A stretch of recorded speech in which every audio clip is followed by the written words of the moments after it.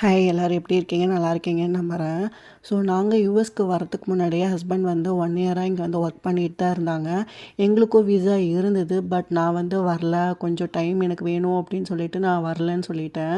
So எதுக்குன்னு பார்த்தீங்கன்னா, பாப்பா வந்து சின்ன பாப்பா. ஸோ அவளுக்கு ப்ராப்ளம்ஸ் கிடையாது, எங்கேனாலும் மேனேஜ் பண்ணிக்குவா.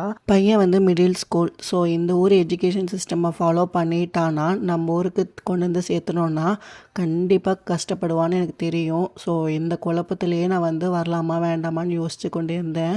ஒரு கட்டத்தில் பார்த்தீங்கன்னா, பசங்க வந்து 2 பேருமே அவங்க அப்பாவை மிஸ் பண்ணுறது நல்லாவே எனக்கு புரிஞ்சுது.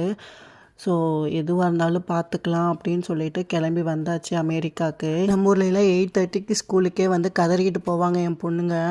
பட் இங்கே வந்து ஒரு 6:30க்கெலாம் எழுப்பி விட்டா அழகு போல் எந்திரிச்சு கிளம்பி போவா. ஏன் பாப்பா ஸ்கூல் பிடிச்சிருக்குன்னா, ரொம்ப ஜாலியாக இருக்குமா அப்படின்னா, ஏன்னு கேட்டிங்கன்னா ஸ்கூலில் ஹோம்ஒர்க் கிடையாது, டெஸ்ட் கிடையாது, எதுவுமே கிடையாதுங்க.